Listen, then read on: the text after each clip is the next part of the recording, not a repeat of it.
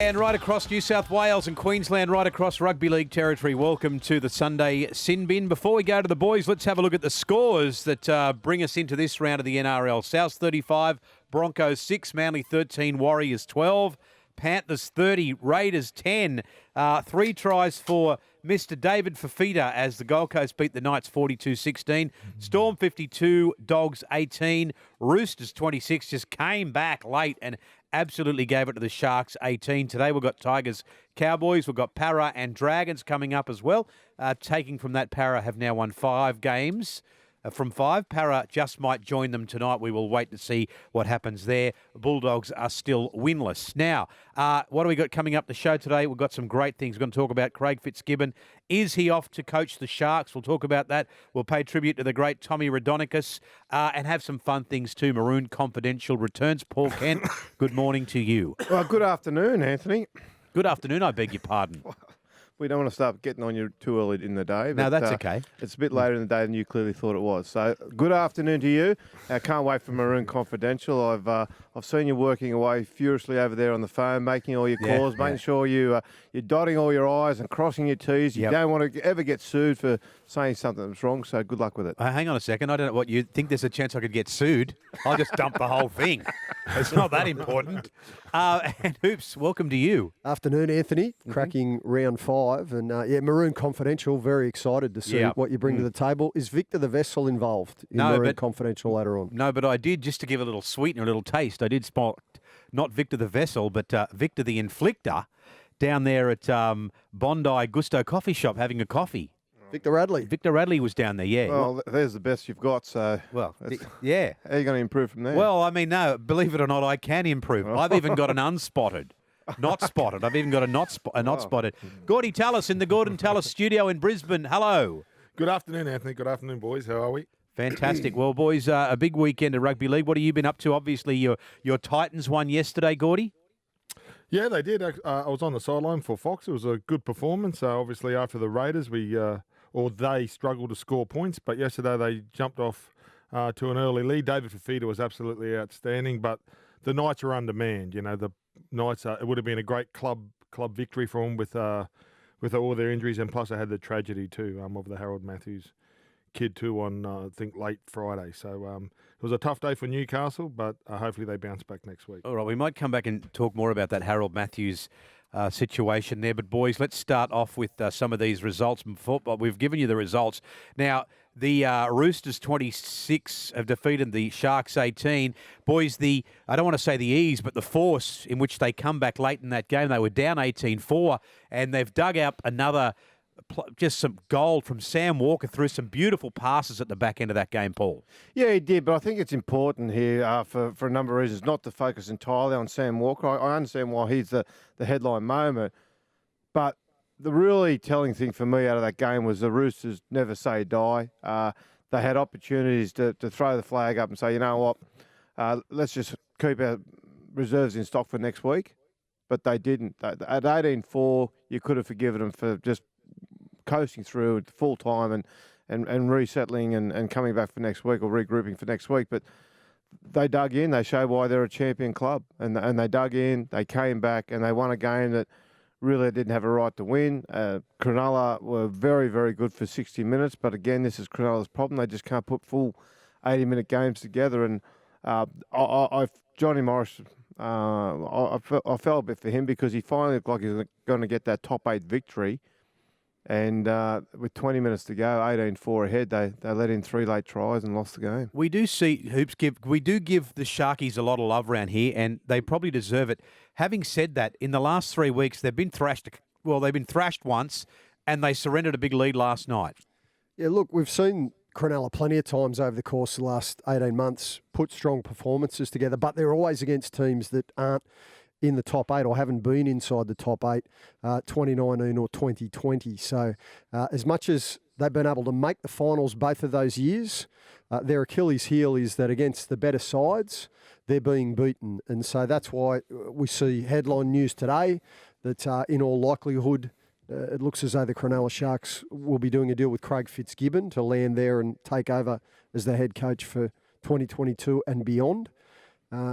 But in terms of the game, Anthony, I thought it was the old bull, Jared Waerea-Hargraves, Gordy, who when he came on, he really changed the momentum, and he gave away an early penalty with that late shot on Chad Townsend. But then aside from that, he really made it personal, and he really wanted to make a statement. Yeah, well, a couple of weeks ago, I thought that he let him down. I think it was against South. He come off the bench, and I think it was about 4 or 5 mistakes that he made when he needed to come on and make an impact. And last week, he was fantastic. And this week, he's one of those guys, I think, that he just scares the opposition. And you would love to play with him. He goes very close to that red line every week. And that's what you want. And that's what you want from your big guy, mate. He's there to intimidate, and that's what he does. Yeah, I think he does a great job. There's a statistic around about the Roosters, and more than anybody, he has an effect on their results, such as his presence in the team. He's such a strong presence and always has been, and he's playing better football now than he has. You know, like you got to go back 5 years to sort of find this impact he's having in games. I love the way he's going. What about for blokes like, I often say this because I have to, blokes like us that just watch the game, haven't played the game at any professional level, haven't been involved in a team. So a bloke like Jared Waerea-Hargraves, Gordy, he comes out, he belts a couple of blokes, he gives away 1 or 2 cheap penalties. But do we say that in the long run it does more good than harm, that sort of behaviour? Absolutely. Absolutely. There was those guys like, obviously in my area, there was someone like Mark Geyer. And you know, when you're taking a hit up, you knew where he was in the line. He'd make an impact, and they can change the momentum just with their presence, either with or without the football, and that's what you want in your team. You don't want everybody to be a cardboard cutout, and that's what Jared does. He can fly out of the line, he can hit you, but obviously when you do that, you know, you can come up with the odd mistake or, you know, the odd penalty because your target can sort of move and it's a bit higher. But yeah, they're fantastic to have in your team. They're the guys that you just want to play with. I would have loved to have played with, you know, Mark Geyer because he's that guy, or Jared Waerea-Hargraves, because when you go out there, he's mad. You just put a big key in his back and wind him up and let him go. Yeah, the thing about that, Anthony, there was an old NFL coach once, and he was talking about his line. You know, they got your offensive line, defensive line in NFL. That the offensive line throw the ball back to the quarterback, and he said those guys never get any recognition in the media. He said nobody ever talks about them. Nobody ever really notices what sort of job they do. Yeah. He said, but at the end of every game, he said, those 2 lines know who wants to keep playing and knows who don't. Know who don't. Yeah. Because one side's dominating the other, one side's giving it to the other, and you don't see that contest because our focus is always somewhere else. And it's the same with rugby league. You'll always see in the highlights, you'll see the Sam Walker cutout passes. You'll see the tries. You know, you'll see the odd break that gets made. And if there's a big tackle, you might even see that. But what you don't see is just one bloke just giving it to another bloke for an entire game. So when full-time rings, one of them goes, thank God that's over. Yeah. And the other one goes, I could go another 15 if I needed. Yeah, and to a point, so you're talking about a halfback. Even as a back rower, I played better when I had better front rowers.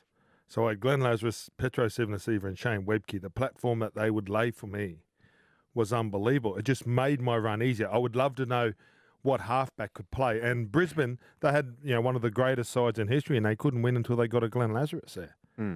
You know, and it's sort of gone back to that. I think with the real changes, you need big guys that can play quality minutes, and they got to win that middle. And I'm watching it with the Titans, with the young Tino, and with the Roosters, with Jared for a long, long time. If you win the middle, and it's hard to win the middle, and those big guys have to win the clash. They get all the bruises. They take the toughest run of the game. They always take the tough carries. And as you said, Paul, like no one really gives them the kudos that they deserve. Aside from JWH and a brilliant performance, and then those couple of silky touches from Sammy Walker, double cutout passes, beautiful to watch, the big story is going to be who's coaching Cronulla next year. And it's, of course, in the Sunday Telegraph today and now all over the headlines that it looks as though Cronulla have been in negotiations with Craig Fitzgibbon's management for a period of time. And in all likelihood, I'm not sure that the deal is officially signed and sealed as of yet, but that's the way that the cards are looking as though they're going to fall. Okay, just 133353 Cronulla Sharkies fans. If you want to get involved on this chat, the boys are going to talk about, does Craig Fitzgibbon come in and coach Cronulla? Would you like to see John Morris stay? Because we hear if it's for some reason it's not Fitzy, it might be young Cameron Ciraldo at Penrith. So it does look like one way or the other they will change coaches at some point, Cronulla. But Craig Fitzgibbon has been waiting in the wings, boys, and he has been offered other coaching jobs, the Dragons being one of them. I mean, he is the next cab off the rank, but he has refused people's courtship before.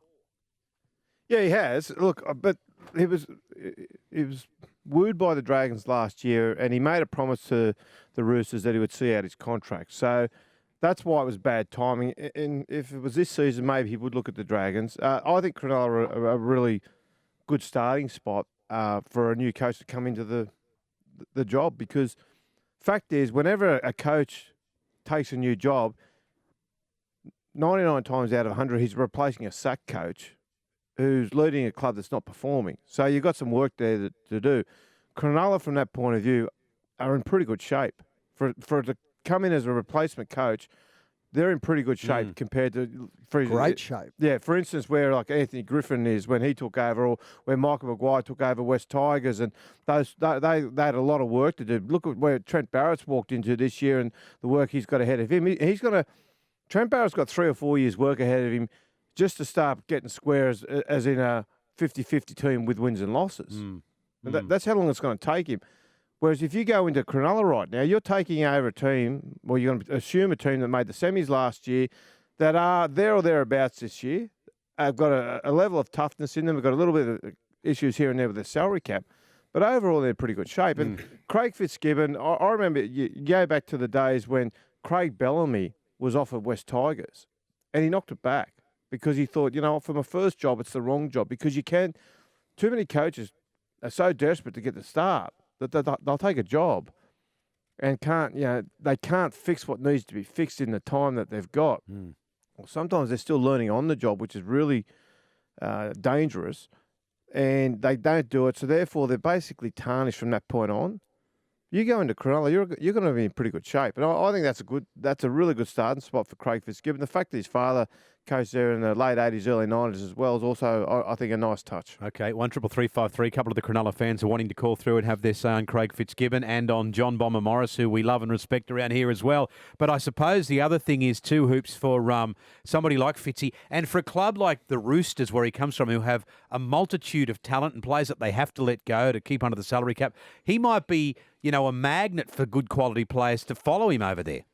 No question. I think that's a big part of the reasoning why the Cronulla power brokers have decided to try and land his signature the way that they have, because there's a view that he may be more attractive for players who are off contract than what Bomber Morris is in terms of his standing in the game at the moment. So, and I think to Kenty's point just then about the shape that Cronulla are in, not just on the field, but also off the field, like in relation to their salary cap, they've got so many big-name players off contract next year. I think they're going to have upwards of $3.5–4 million to go and spend in terms of a checkbook. So, and they'll be able to get rid of the dead weight too, Hoops. Like there's been guys there that have really dragged the club down from a point of view that the salary that they command compared to what they provide don't equate.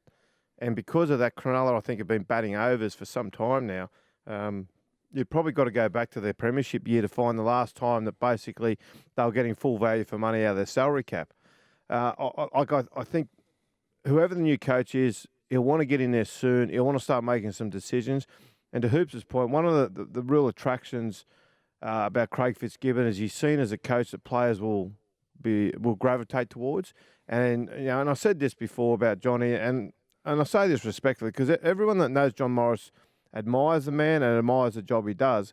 But what Cronulla have found is that when they've tried to negotiate with players for next season and season after, and even for this season, whenever the coaching situation came up, players were okay about it, but they weren't, I'd love to play for him. And they're not attracting players because of who the coach is. Whereas I think someone like Fitzgibbon would attract the players. I think, though, I don't know that Cronulla supporters, or even Roosters supporters for that matter, I think it's a little bit unclear here, boys. Are they looking at having Fitzy go to Cronulla during this season or at the start of next season? Next season. No, Right. next year. It's Okay. from 2022 onwards. All right, 133353 is the number. We're just getting a little bit of a backlog there of the Cronulla supporters. We hope to get to you guys shortly. So, John Morris looks like...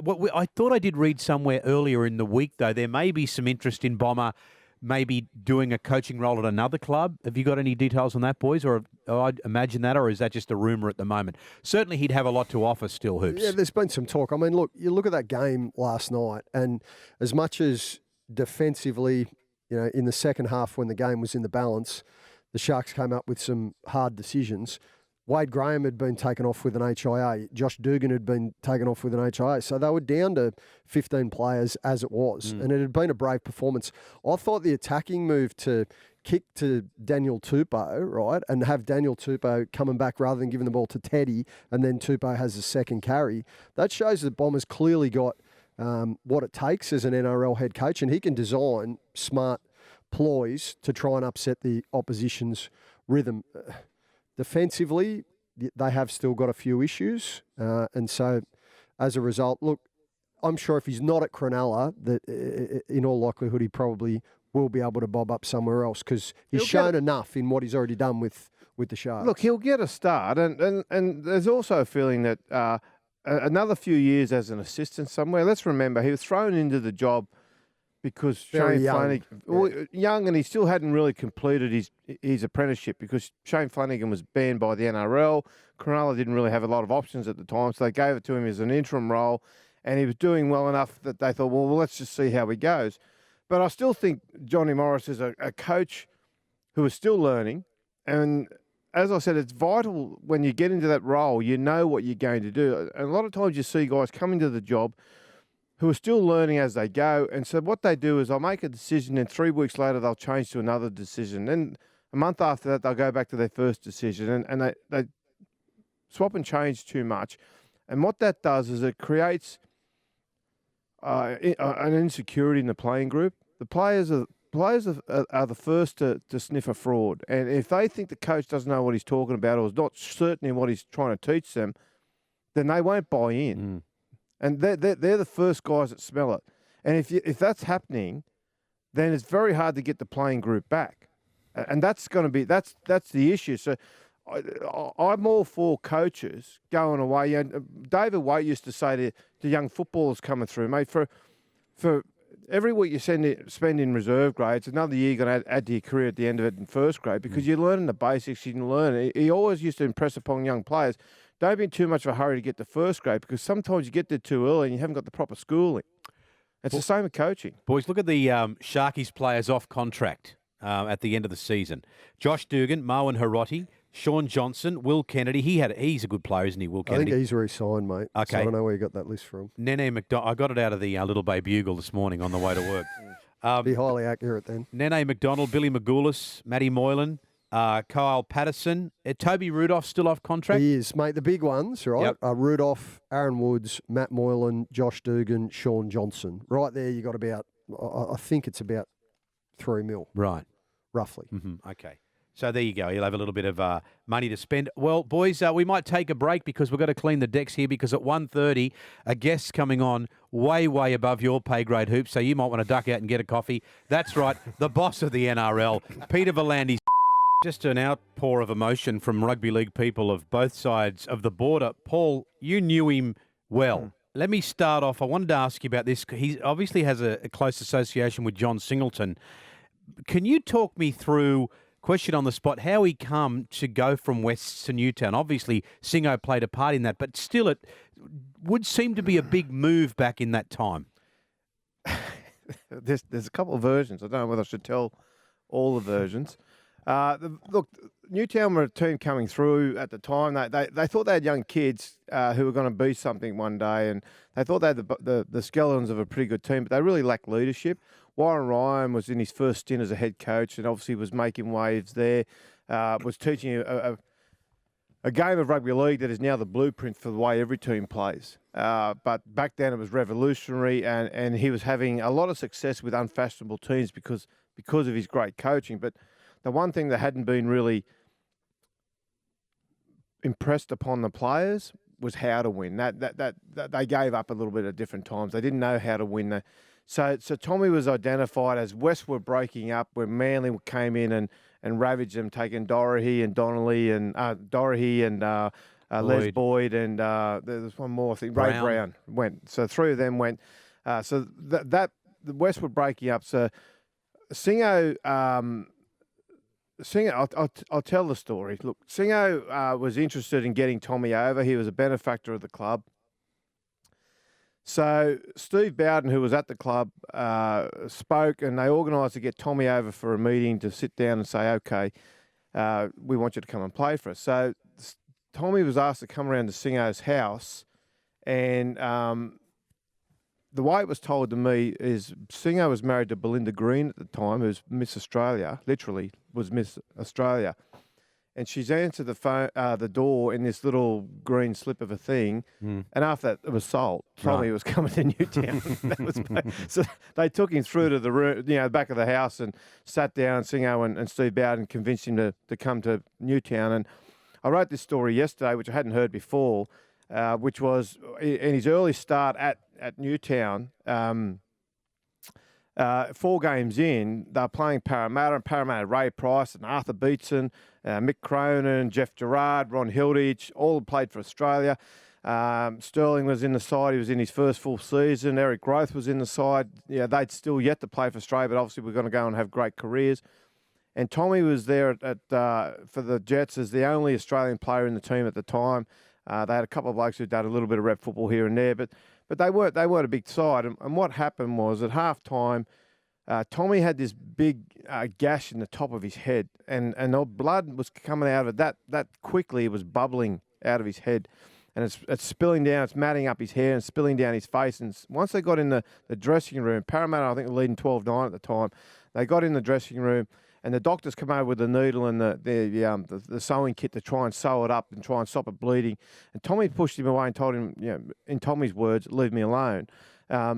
Doctor's gone in again, and he said, leave me alone. At that point, when Warren Ryan's addressing the team, Tommy's got up and walked to the middle of the room. This is 4 games into his Newtown career. And he's looked at this, he's interrupted Warren Ryan, and he said, bleed with me. He said, let's go out and show these bastards what we can do. Bleed with me. And he smeared the blood over himself and made a bit of a show of it. But that resonated with the team, because the one thing about Tommy, he was authentic to who he was. And everybody has said this about Tommy. He never asked you to do something he wouldn't do. And here he was in the middle of the room showing that he didn't care about the blood, that he wanted them to get out and put a bit of skin in the game as well. So Newtown went out that day and they won the game, I think it was 17-14. And from that moment, Newtown started to figure it out. And the story that's been told a lot was about time Johnny Lewis asked Warren Ryan to lay off Tommy, because the Wok had this habit of falling out with his playmakers throughout his career. At Newtown, it was Tommy Raudonikis. And he said, you've got to lay off Tommy, because Johnny knew how important Tommy was to the playing group. And Warren got the shits and said, listen, he said, every time we lose, it's Ryan, and every time we win, it's Raudonikis. And Johnny said, yeah, Warren, but you only taught him how to play football. Tommy taught him how to win. And there is a difference in the game about that. And so that was the beginning, in many ways, of the legend of Tommy. Of a part of the legend of Tommy, I should say, because he was already well established by that stage with his career at Western Suburbs. But that sort of kicked into the next part of his career, and Tommy just became this endearing figure through that. And everybody that you talk to who knows Tommy or knows a little bit about Tommy can tell you stories. And some of I've heard for a lot of years, and it's very hard finding new stories. But the game meant so much to Tommy. Laurie Daly was saying the other night that when he was coaching New South Wales, they'd have a train and run, they'd finish, they'd do all they had to do, and Tommy would then finish up and they'd all go back to their rooms. Tommy would get the form guide and he'd go down to the pub to watch the races for the afternoon. He'd say, I can't believe I'm getting paid to do this. He just loved it so much. And then during the Super League War, and this is, I've never heard this story told by anyone before, but during the Super League War, they were doing all the loyalty payments and everybody was lining up to go in and get their check. And eventually they called Tommy in. He was coaching Western Suburbs. They called him in. They said, mate, we've got something for you. And he said, what's that? And they had a check. Now, the person told me he couldn't remember whether it was for $200,000 or $300,000. It was one or the other. And they said, mate, take this. He said, what's that? They said, it's a check for a loyalty payment. He said, I don't want it. And they said, mate, you don't have to do anything different. You just take the check and put it in your bank. Like it didn't change any circumstance of his employment. And he said, mate, I do this job for nothing. And they said, yeah, we get that, but we're not asking you to do anything for the check either. Just take the check and put it in your bank. He said, no, I don't want it. I do it for nothing. I love coaching the kids.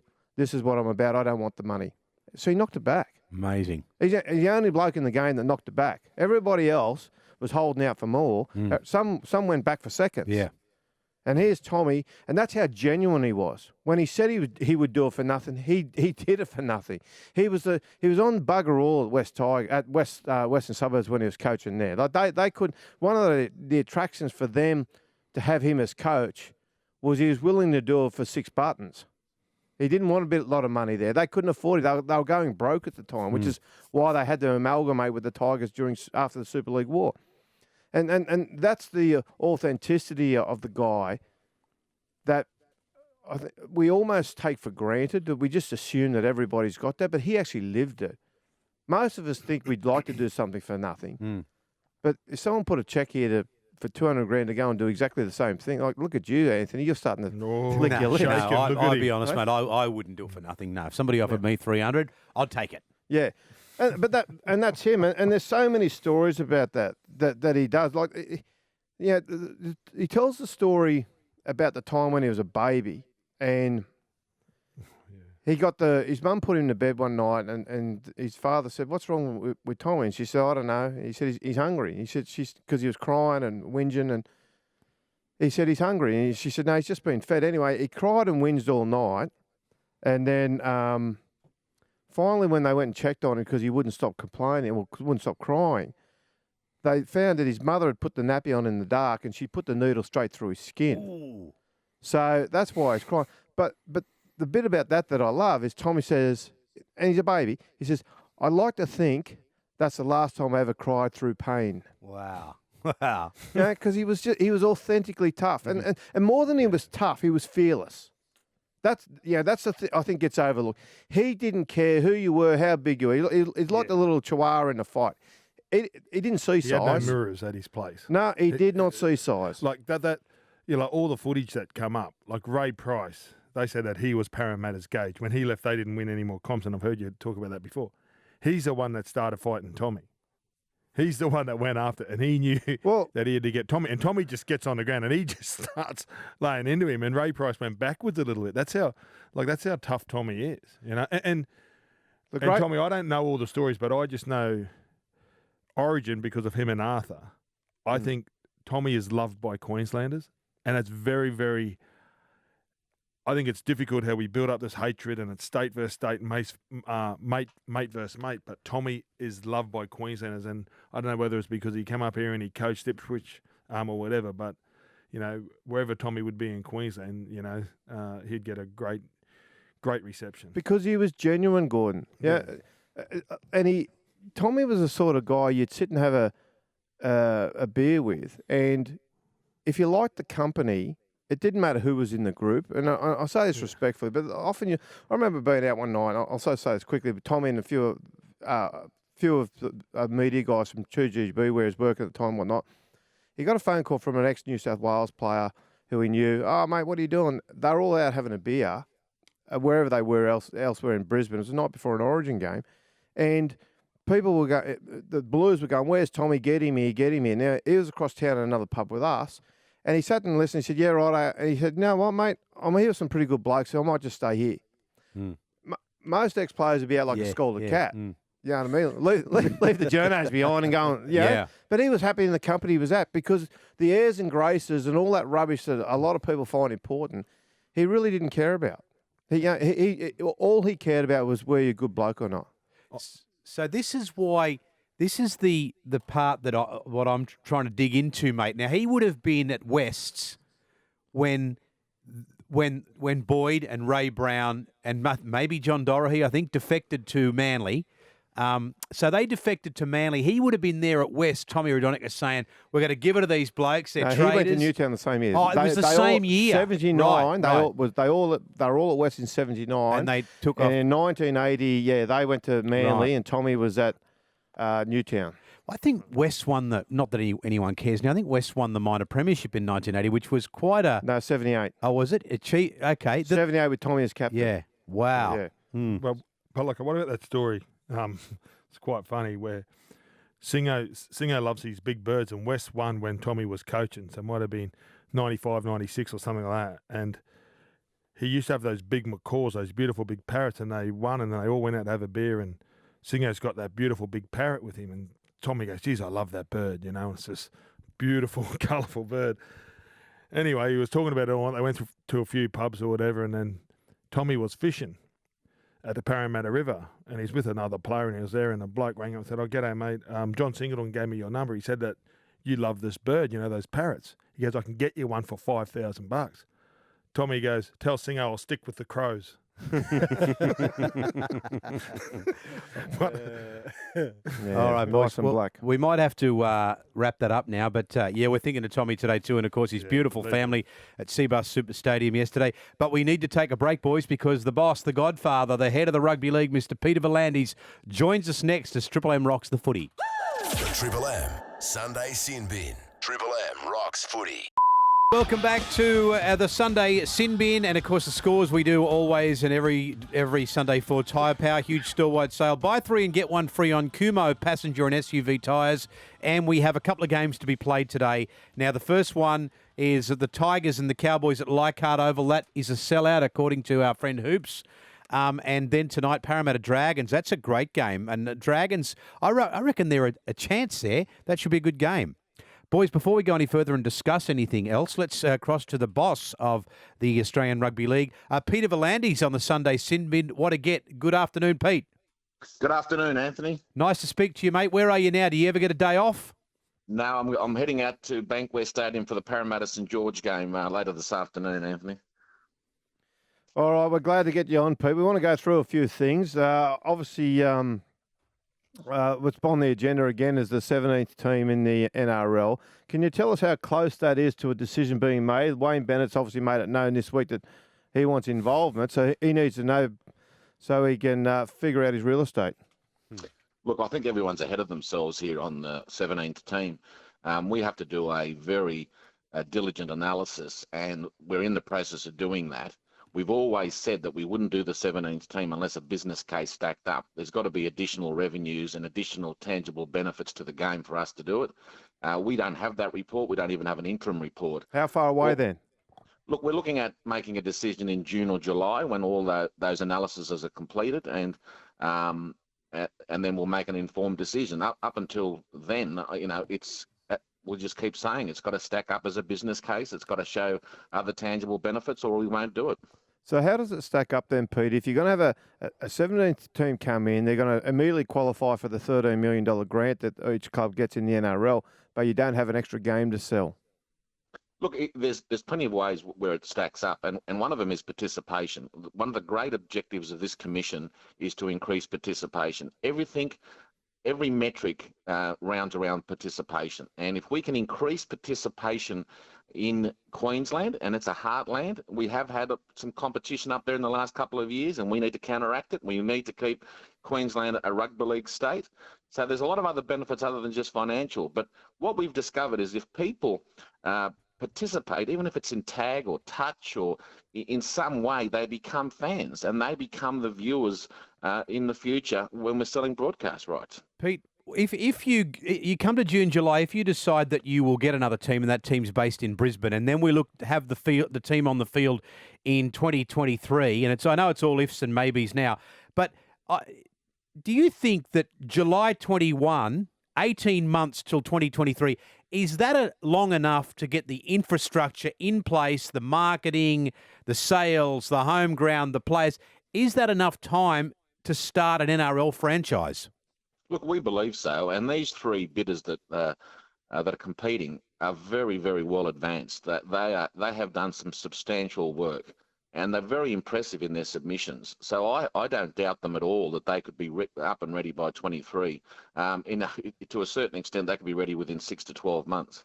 Is it right, Pete, that you have run into a little bit of resistance from the existing 16 clubs? Look, the clubs want to see that it's going to be of benefit to them. They don't want to lose any of their payments, naturally, and I can understand that. And that's why I've always said the business case has got to stack up. It's not going to affect any of the clubs. If anything, it should add value to the competition. It should add value to the existing franchises and bring in new revenues. And I don't think they've got anything to worry about, because we've also said that one of the key aspects for us is we don't want to see the Broncos or the Titans cannibalised, and that's going to be one of the big factors. As I said, the main driving force for me on the 17th team is participation. We want to have new pathways for players up in Queensland. We want to improve the pathways, and the 17th team may be able to do that. What allowances will you give the 17th team? Look, as I said, Paul, we haven't discussed any of that. We haven't even got an interim report. So until we get all that information, what I'd be saying now is purely speculative. Okay. All right, let's get on to the other big ticket item in relation to your tenure, the rule changes. Everybody has been huge fans of them, but we are starting to see a bit of a divide between the best sides and then the rest of the pack. What's your view?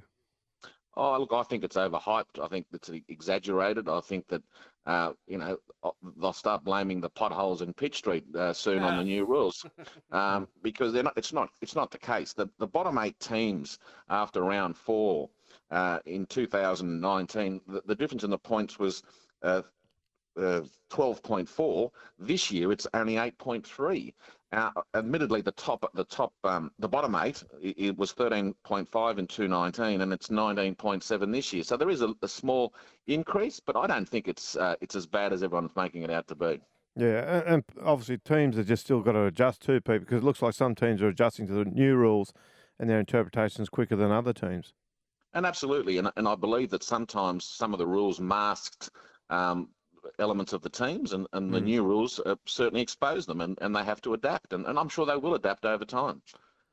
One of the other things, Pete, we saw yesterday was Philip Sammy get knocked out in the Newcastle game, Titans-Newcastle, and there's been a lot of talk about the concussion and what's happening there, and the recent change to allow an 18th man on the bench and all the rest of it. But one thing that we're not seeing, and I'm still surprised the game is tolerating this, that shot yesterday put Tyson Frizzell on report. But I dare say in any other era, shoulder into the face of an opponent would have been a send-off. I can't disagree with you, Paul. I believe it should have been at least a sin bin, and which would have brought the 18th player on. So, look, we'll certainly discuss that, and we'll have some new policies put in place to address that, because it's certainly not tolerable at the moment. We've seen a couple over the weekend where players have been concussed, and players who committed the offence have been put on report, but not sin bin or sent off, which sort of basically negates having the 18th man there if the referees don't have the strength to put him on the bench or to put him in the bin or put him off for the rest of the game. Look, they've got all the technology at their disposal. They can certainly go back to the bunker and get some advice off them in relation if they believed it was a sin bin or a send-off. There's no excuse, and that's why we made it that it had to be a sin bin or a send-off, so it wouldn't be manipulated. And as I said, we've got technology. We've got spotters in the room at the bunker. They look at every element of the tackle, so they would know better than anyone if it should be a sin bin or a send-off. Speaking of spotters in the room, Pete, you're in the Sunday Telegraph today, the What's the Buzz section, spotted at the races with Gil Mclaughlin from the AFL. Talk us through that picture. Well, he wanted to see me eye to eye, so I had to get on a chair because he's about 6 foot. He's about 6'9". Look, Gil's a very nice guy. He's a very good administrator, and he has to be if he's administrating the AFL. So, it was a very friendly catch up, and I've got a lot of respect for the man. Did you actually talk any specifics, Pete, about either code? No, not really. No, it was really a casual day, and it was just a casual conversation, and I think that he was, he was pleased to meet me, and as I was with him, and it was more casual and entertaining than it was a business. Did you tip him Cascadian in the Doncaster? Yeah. No, I tipped him the horse that ran last. I wasn't going to tip him the winner. That's the way. All right, Pete, I think we're done here, mate. We've got to move on. Hey, have a great afternoon. Parramatta and the Dragons will be calling that game. And as usual, as a rugby league fan, I thank you for your efforts, mate, and we hope to catch up with you again soon. No, my pleasure, boys. Good on you. Peter Volandi's joining us on the Sunday Sin Bin with Paul Kent, James Triceps Hooper, Gorden Tallis live in the Gorden Tallis studio in Brisbane, and Maroon. Look, we've still got a couple of things to talk about, Hoops. Just on that Parramatta Dragons game, Anthony, the Eels have been in touch. They're expecting a bumper crowd of over 25,000 people. They want people to try and pre-purchase tickets, if possible, to avoid queues at the box office. Okay, and it's a sellout at Leichhardt Oval. So if you're going to that game, that's at 4 o'clock. Probably leave your car at home, and because your home will be as close as you can park to Leichhardt Oval. So leave your car at home and walk to Leichhardt Oval. Leave your car at home, get an Uber, and go to either the Orange Grove Hotel or the Gary Owen for a beer beforehand. Okay. And then go do to you have a Leichhardt. commercial arrangement with either of those? No, not like yourself. Commercial. No. Okay. What? Commercial arrangement. Is that what I said? Is it? His relationship's purely personal. Thank you. Look, we've just had the chief of the rugby league, the big boss, on. Gordy didn't open his mouth, and then he wants to chip at me for saying commercial. Well, do you know, because he covered everything. I was going to ask about Expansion. and he covered everything. You know, they're going to do all and make sure that the game can afford it, and that was going to be my question. And it's obviously going to be up in Queensland because he kept on talking about growth. Yeah, absolutely.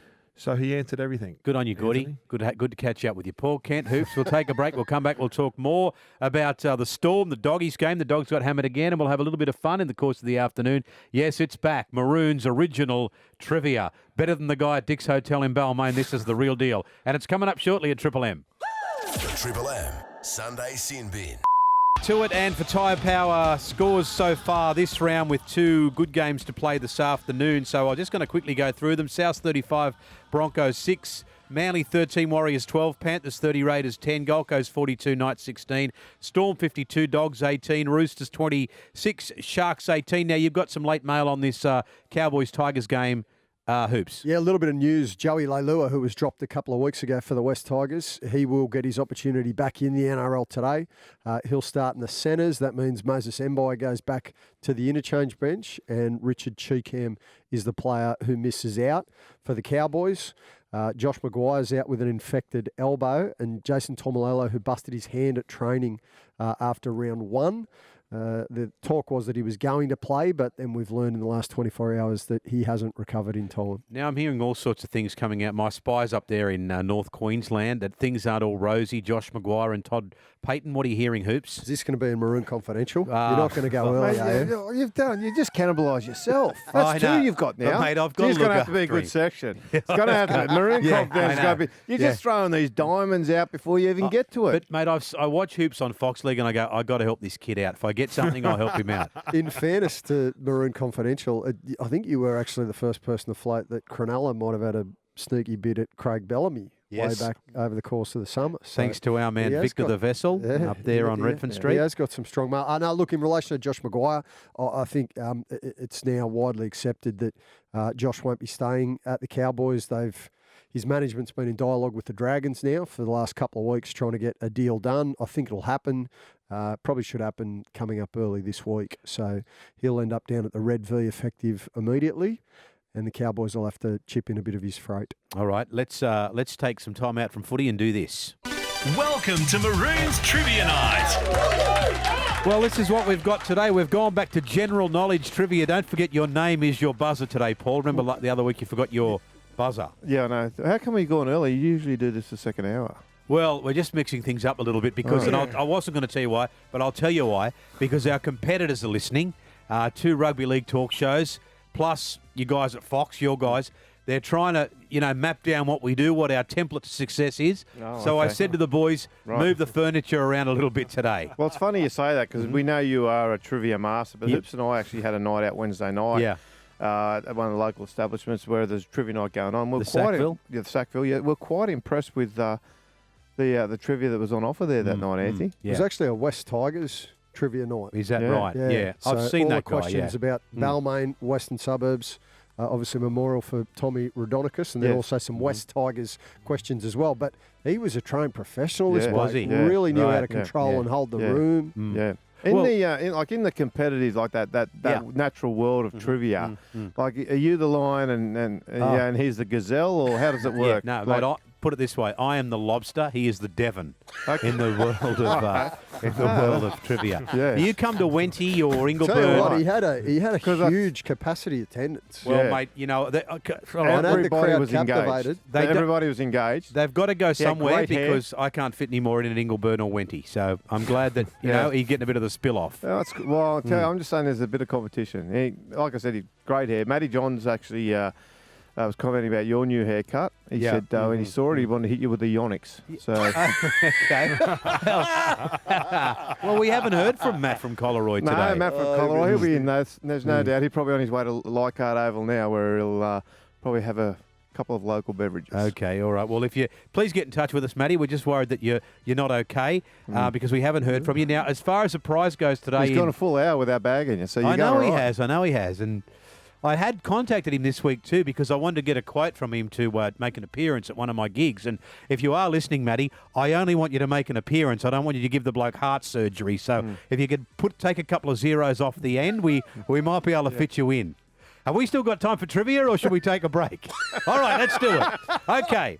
No prize today because our producer, Tony Soprano's mother, hasn't come up with the goods as she usually does. So what I'll do is, for the winner, I will send you round to their place, and Asunta will give you some homemade cannolis or some babagool or buy you some Krispy Kremes. Are you ready, boys? Your name is your buzzer. Now we've got to do this quickly. We're running out of time. Question number one. Your name is your buzzer. On the Aussie movie classic, The Castle, what's the family's last name? Hoops. Yes. The Hoops. Kerrigans. Correct. Come on, mate. You can do it. 1-0. You didn't look at the questions, did you? When I was. Oh, please. Question number 2. What's the Japanese word for teacher? What's the Japanese word for teacher? Paul, Yes. son, No. What is it? Sensei. sensei. You're minus oh, one. That's it. Same thing. You're one. Sensei, yeah. You're 0. You're in the box. Karate seat. Kid. Like, honestly, Well, I mean, fancy getting your information from Karate Kid. mate, that's not Karate Kid. I know that anyway. I don't need to watch Karate Kid again. That is a good series, Karate Kid. No, What's it's the shocking. Karate Kid Thank you, films? Margie. What breed of dog is a sausage dog? Paul, Yes. dash down. Yeah, baby. He's back. 1-0. 0-all. Go on, just go. All right, here we go. Mate, I've got to do the scores. You asked me why I'm better than the guy at Sackville. This is why. The next question. What supermarket chain was founded in Essen, Germany? Gordy. Yes, Aldi. Gordy. Aldi is right. 1-all. And now we go again. What sport do the Utah Jazz play? Hoops. Paul. Basketball. Correct. Now we're all on 1, I think. No, I want 2. Are you? Yeah. All right. Is he on 2? I thought he was on. I think he Yes. is on All right, two now. okay, no worries. Keep got the somebody He's needs got to great keep. control, as I've got usual, enough Anthony. to do here without. Okay. You All right. gotta remember The his dog score. that's Here's the taller next than question. Kardashian. In mythology, who supported the heavens on his shoulders? Paul. Paul. Hercules. Hercules is wrong. It's Atlas. Atlas. That's right. Right. Okay. Here we go. You're holding the earth up. What Aussie singer is the lead singer of the band, or was the lead singer of the band Icehouse? Paul. Paul. Ivor Davies. All right. Now Ivor you're Davies. 2. You're 2. How much are you? Electric Blue. 1. Oh, you've only got to get 1, Paul, and you put us all out of our misery. Here we go. In what American state is Nashville? Paul. Hoops. Paul. Tennessee. Ah, yeah. He even gave you a start today. Jeez. I tell you what, Hoops, I like to encourage people, but you and Gordy are absolutely... Not only are you hopeless, you are stupid. Let's take a break. Come back with more as That's a rap Triple coming M from you, Anthony. rocks the footy. Triple M Sunday Sin Bin. Welcome back to it. Gorden Tallis in the Gorden Tallis studio in Brisbane. Paul Kent from NRL 360. James Triceps Hooper and Maroon here. Another big hour coming up on the show. We'll talk about the Panthers' big win over the Raiders and ask the boys, are the Panthers the benchmark in the moment? Look at other matters around rugby league. Right now, let's get on a bloke that's having a great start to the year, the Gold Coast Titans coach, Justin Holbrook. Welcome to the Sunday Sin Bin. Yeah, thanks for having me. Yeah, that's okay, mate. We're massive supporters here of the Gold Coast Titans. Congratulations on your win yesterday. Mate, I'm still worried. Is that that bet that you had last year? Has that actually happened? No, mate, that's all. That's just bullying, mate. There's bullying. No, mate, you can't I never go said that, writing Justin. checks I on never radio said that. your body won't cash, Anthony. Justin, I'm coming up there to meet up with Tom Tate to put all this nonsense to bed. You're invited to that meeting as well. Now, I'll hand you over to the boy. forward to it. What's that, mate? I'll look forward to it. Sounds good. Okay, well, I'll hand you over to the boys, but congratulations, mate. David Feeder yesterday, a hat-trick of tries. Yeah, no, thanks for that. Yeah, obviously it was great. Dave was terrific, and obviously when we had a win like that, everybody plays well, so it was good. Just take us through the continual build-up, Justin, of the Titans. We saw it begin last year. I think we've said before in this program that you could, halfway through the season, you could see what you were trying to do at the club, and you could see that they were starting to have some benefits there, even though the results coming your way were probably a little bit slower. But we're really starting to see that now, and you're really starting to announce yourself as a top 8 team, aren't you? Oh, we're trying to, Kenny. Yeah, you know, I know all you blokes know. You know, it's a long season. We've only played 5 games, but yeah, we're trying to. You know, that's where all 16 teams want to be. They want to be in the top 8, and you know, I think now we know as a club and as a team that you know that's a realistic chance for us this year, and there's some good self-belief in the side, and that's helping to play like we did yesterday. Although you know we were disappointed with how we played the week before against Canberra, so it was important that we sort of bounced back yesterday. We saw David Fifita play outstanding yesterday. Justin scored the first hat-trick of his career. But after round 1, there was a little bit of criticism about his performance and about how he'd been used. Did you tweak much to how you wanted that edge to play in the aftermath of that performance? Or? Oh, Hoops, unfortunately, round 1 for Dave and our side was just a disaster leading into it. Like, you have a long pre-season and then he gets an infection, and he spent 2 nights and 3 days on a drip in hospital, and got out the morning of captain's run and said he was fine. And then we travelled up the Central Coast, and you know we played in 30-something degree heat, and the Warriors, you know, played really well that day. So it was a really tough first game for Dave because he couldn't do much, he couldn't get involved, and then we got behind on the scoreboard. So I had to leave him out there because I know what he's capable of doing, but. In hindsight, you know, I either should have brought him off the bench or not played him at all. But so that round 1 was a bit of a, you know, I guess he gets a criticism because everyone was waiting to see how he played. But if everyone had sort of known what happened during the week, they mightn't have been so hard on him. But I think after that, then obviously bounced back with a really good performance against the Broncos, and then he's been good every week, I think. And then got sort of disjointed a bit last week when we had some injuries and he had to get pushed out to the centre, so he got limited opportunity. But it all sort of obviously come together yesterday for a few sort of big moments, I guess, for him. Gee, you must be happy with your recruitment, though, in terms of picking up David Fifita, and then, of course, Tino Fasuamalawi has again taken his game to another level this season. You add them into the forward pack that you were already assembling, and things are starting to hum nicely, aren't they?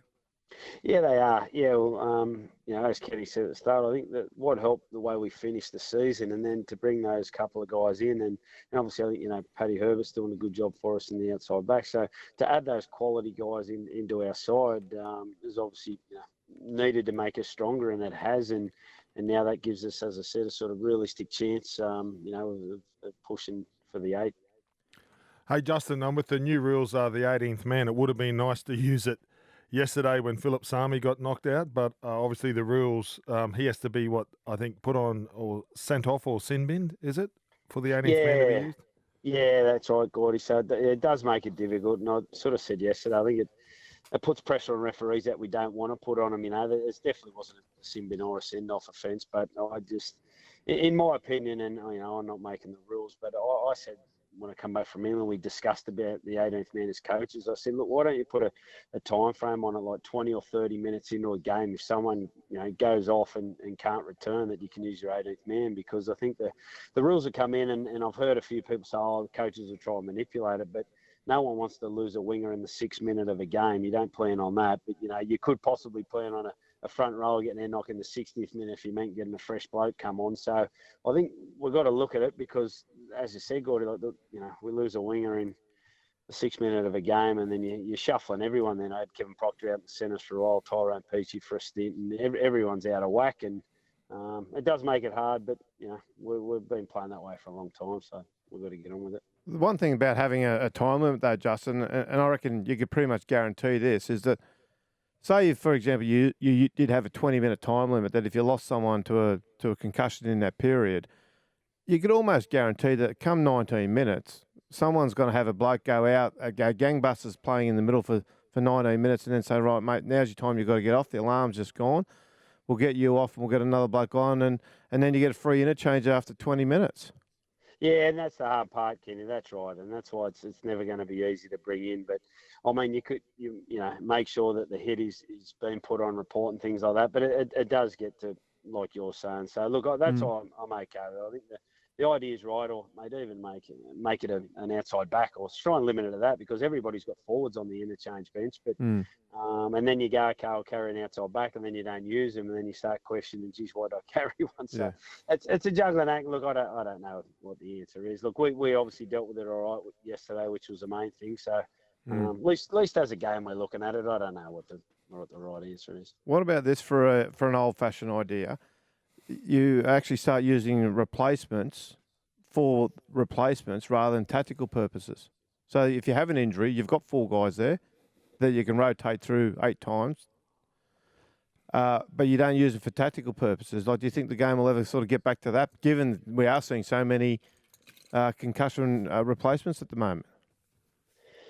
Yeah, well, I think that, look, I'm a massive fan of the way it used to be when, the guys played reserve grade and then you sat on the bench and they called up 4 blokes because they had a good day. And like you're saying, then, you can only use 4 in total, but you might have 6 or 7 there, and one's a halfback and one's an outside back, and your other 3 you're definitely going to use as forwards or something like that. I think it's great. But then you face the battle of they've got to play, Queensland or New South Wales Cup, and it could be at a different ground, and then you don't want to be, so. But yeah, even if that you could sit 5 because the 18th man's there, so why not sit 5? But you can only use 4. I think that's, mate, you've come up with something there. I think that's a great rule. The Kenty rule, we call that. Yeah, bring it in, because that can be that extra outside back position that no one really wants to carry. That could be a good rule. What about the season, the way it is panning out? We're getting a lot of talk about haves and have-nots, and one of the complaints that you hear from people is about how difficult it is if you're at the bottom of the ladder to be able to try and get in the contest and move your way up the ladder over time. But you've shown.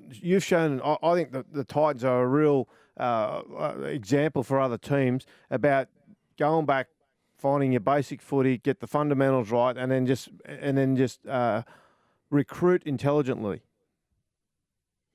Yeah, well, I think that's the question and the answer. Yeah, I think you're right there. For us, well, you knew where we sat as a club, and it was up to us to work our way up and then encourage people to come and join us. And the only way you're going to get good players to come and join you if they can see an improvement in the way you play. And we just had to get the current squad to, you've got to know what's wrong and then know how to fix it. And then you've got to see improvements for the players to believe in it. And then once all that happens, you can get on a bit of a roll, and then you get a couple of new recruits coming to the club, and that all, can snowball in a good way. So you just got to make sure that you've got the answers to whatever problems you're in, I think, as a club. And then if you do, then you're up and running.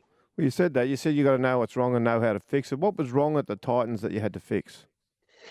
Oh, there were a lot of things, but, without any details, it was just narrowing the focus back to the rugby league being the most important thing in the players and staff's lives, so to speak. Everyone loves their families, but it was just about making rugby league the most important thing, and the nice place to live coming a clear second, and all things snowballing off that. So just making the right choices around what's the best thing to be doing to play your best footy, those type of things, and then just rewarding.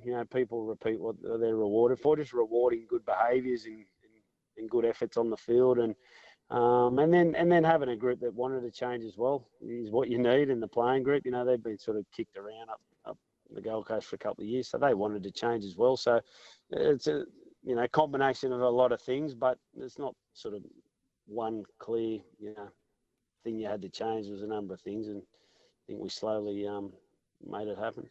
Speaking of rewarding efforts on the field, can I ask you, Justin, for your view on a player who doesn't get a lot of raps? He's relatively unsung, but, geez, he goes out there every week, and we all talk about Tino, and it's easy to rap David Fafita and AJ Brimson, but Corey Thompson goes out and plays his heart out for your club every week.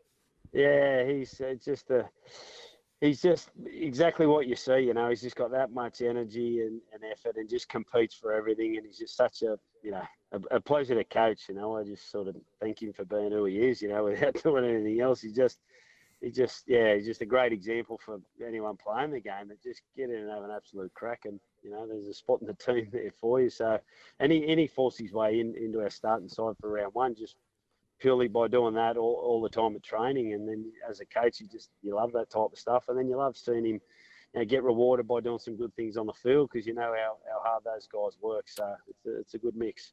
All right, mate. Well, look, we wish you all the best in the coming weeks. I'll let you know when I get up there, and I'm going to catch up with Tommy Tate. We're going to have lunch at George's Seafood there at Broadbeach, mate, but you're more than welcome to join us. It'd be great. As long as you're happy to clear up what did or didn't happen. Well, it didn't. Hey, Justin, just on that, he has been picking a fight with the Gold Coast Mayor. He's challenged him to the getting the ring together. Who do you think would win there? Well, I don't think we can believe him anymore, because he's making Justin,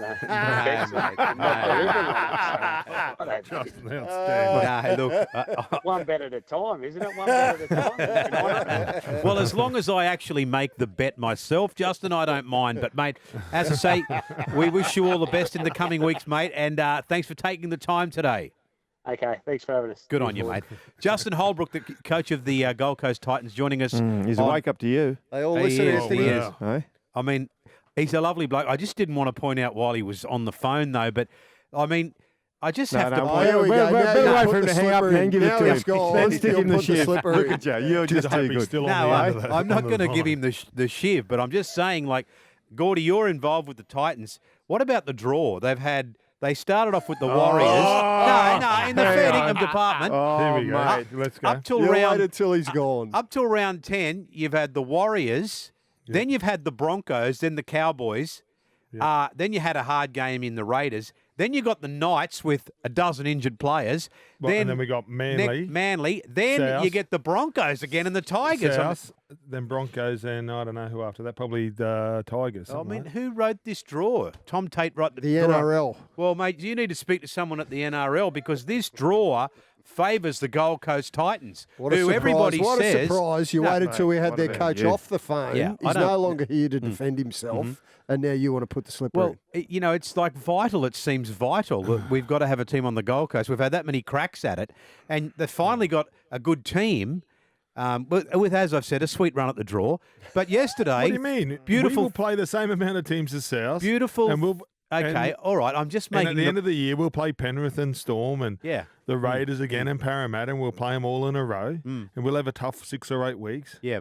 And see where we're at. It was But just it's all right. just an observation I was making, Gordon. That's all. Like, Yeah, but we play South in 2 weeks. yeah. Well, South. So that's going to be interesting. Oh, absolutely, it'll be interesting because I can't South wait till will Adam lap Reynolds them. tries to tackle Dave Fafita. Yeah, South will lap them. Don't worry Yeah. about David Fafita.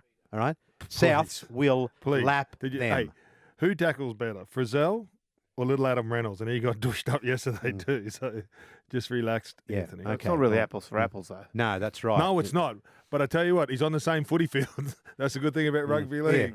Well, I just think it's handy that they get the Broncos twice in the first 10 rounds, and they get the Knights. I mean, anyway, we'll leave it there. They knew the Knights were going to get injured, Well, did they? I mean, they Anthony, didn't know the Knights. Can I were- give you some advice? No, listen. Let it go. Don't you give Let me some it advice, go, mate, because please. you've gotta are let it in go, no mate. position to You've give gotta- anyone you've gotta- advice. So South have played what? The Bulldogs last week and Broncos this week? South have played the Roosters, flogged them. And Bulldogs and Broncos. No, hang on. I didn't go Manly. through.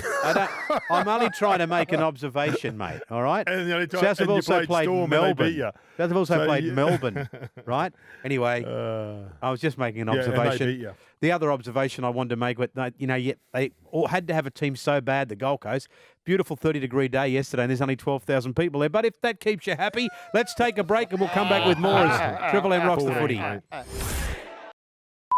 Back about 90 minutes away, the game this afternoon. Cowboys Tigers sell out at Leichhardt Oval. Of course, no Jason Taumalolo or Maguire for the Cowboys side, and they are facing 0-5. We'll keep an eye on that. Dan will call that game for you this afternoon. Another team off to a terrible start, boys, is the poor old Bulldogs, who went down again last night. But I suppose, thankfully, to look on the bright side, they got across the stripe and scored 3 tries in all, and they look promising and competitive in parts, I thought, Paul. I agree with you. I thought there were parts there where if you're obviously Trent Barrett, the coach, you'd be happy with what you saw. I really like Jake Averillo at 5'8". I thought he really stepped up last night, and I think that I think the future of the Bulldogs might be just starting to wrest a little bit of the control away from Kyle Flanagan towards Averillo, because his kicking game was dangerous.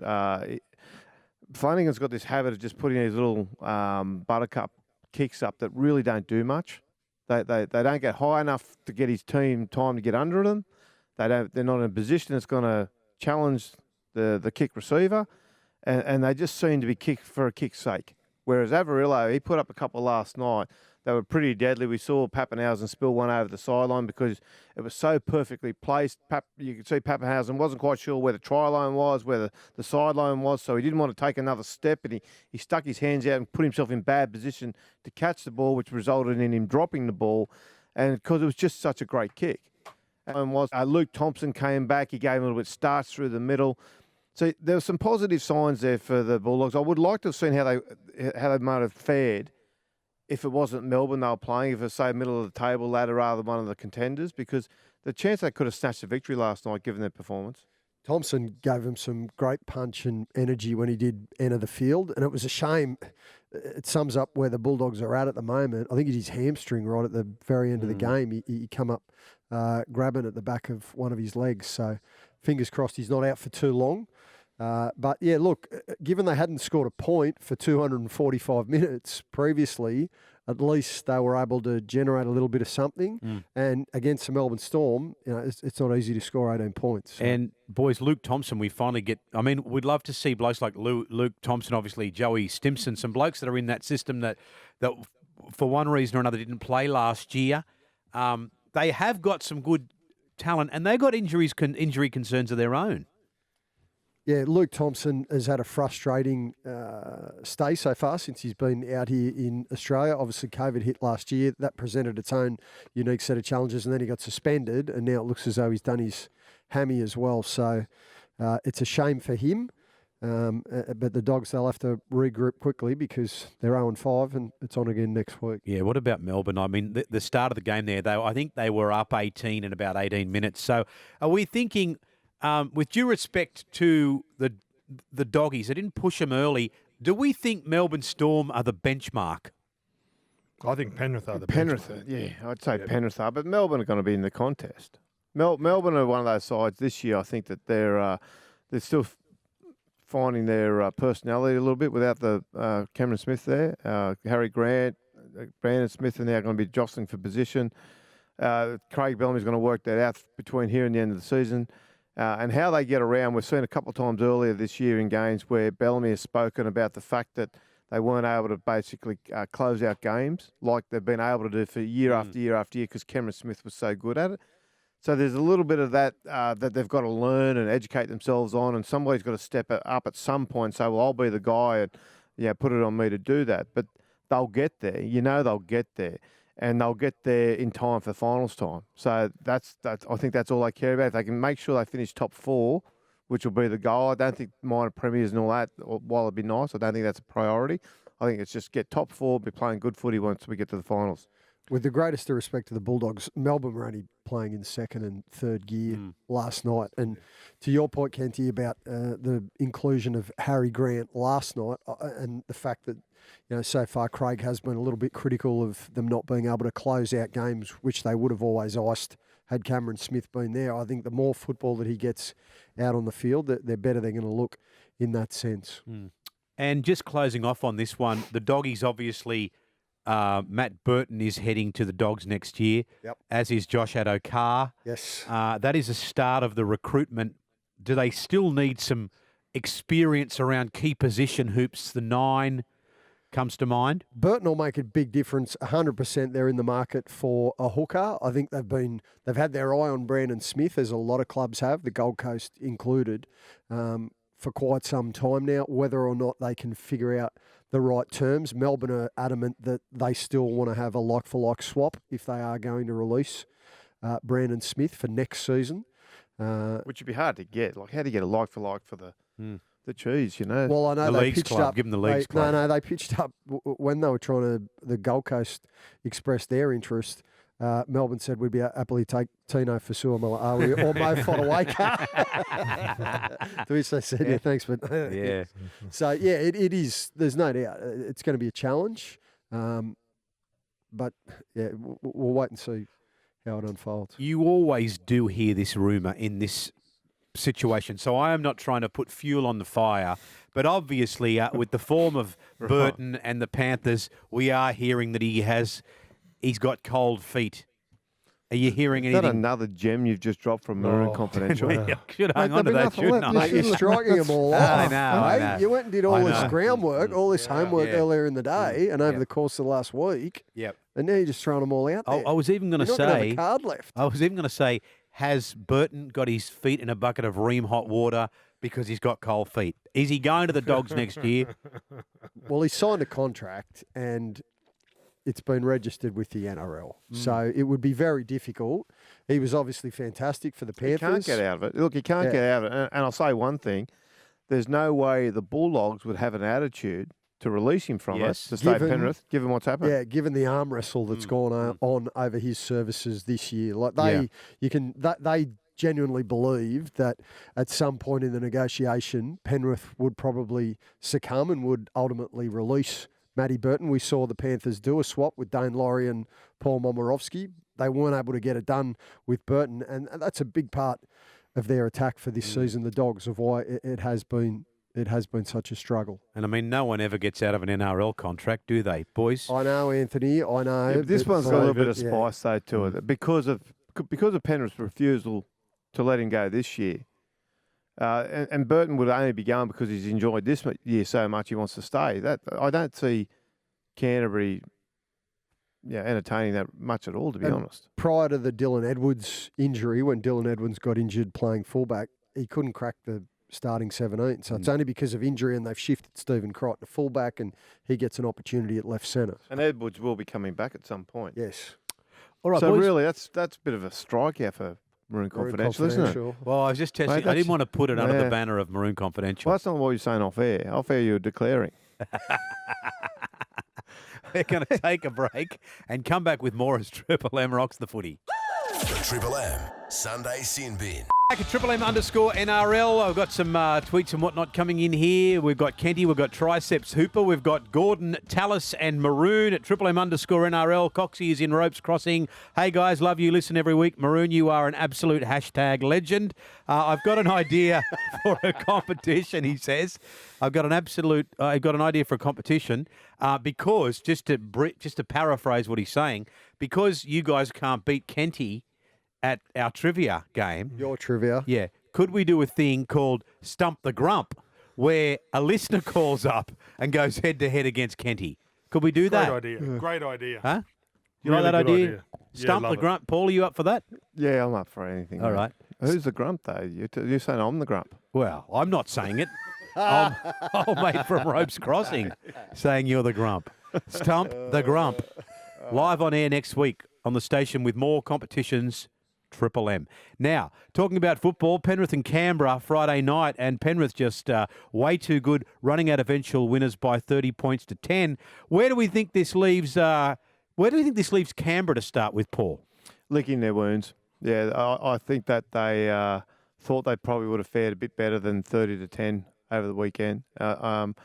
In some ways, I think this was going to be a game where Canberra, given the way that Panthers have started the season, as Gorden said before, they're the benchmark.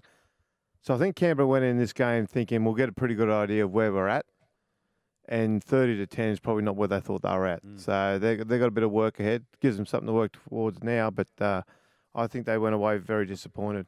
I will say, I think the injuries were a big factor. They started great. Jack Whiten scores early, and then Jared Croker, in a try that he would normally score 99 times out of 100, didn't end up grounding the ball correctly. That would have meant that the Raiders were kicking for a 12-0 early lead. Then Charles Nickel-Clockstad is forced off, and as a result of that, they have to do the big reshuffle. Croker ends up on the wing. Jordan Ruppner goes to fullback. There were stages of the game where Ruppner was down on his haunches and looked as though like the fact that he was having to cover so many Ks and in an unfamiliar position that he hasn't played for a little while, I think that presented its own set of challenges. But take nothing away, like Penrith, They're the bench. You asked earlier who's the benchmark side. Well, from what we've seen over the opening 5 rounds of the competition, the Panthers are the benchmark. They are flying. Yeah. And you think, right, this is the reason that really underlines it. They're doing it without Appy Coruscant, who was the buy of the year for most people last season, and without Dylan Edwards, who was their grand final fullback. They get They get 2 injuries there. They go boom, Mitch Kenny into 9, move Stephen Crichton from the centres. Matt Burton slips in on the left edge, and away they go. Have they just got so much depth, Gordy, haven't they? And I mean, that's congratulations to the people that recruit. A lot of these players obviously are juniors, or they come through the system, or they come from out places like Dubbo and Lithgow, which is just at the doorstep of the foot of the mountains there. But they got so much razzle-dazzle to the Panthers.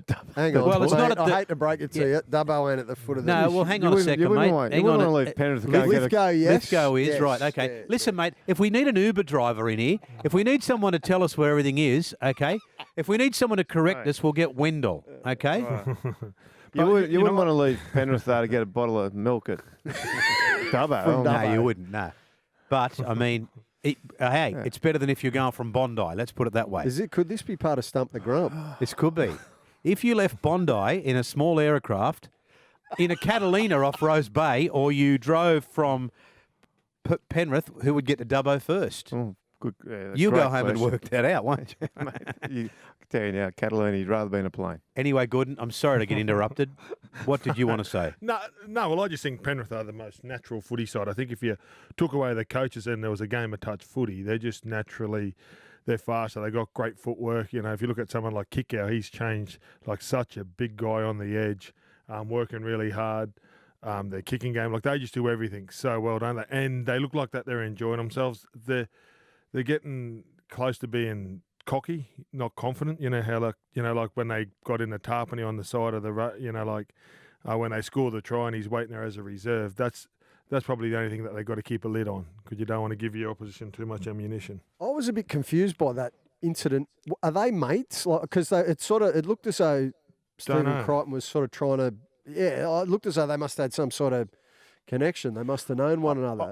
It didn't look aggressive, you know. It looked to me like that, such as their enthusiasm and the way they're enjoying the game, that giving it to the opposition is a part of that, and that's what they did. But I think they got the tone wrong.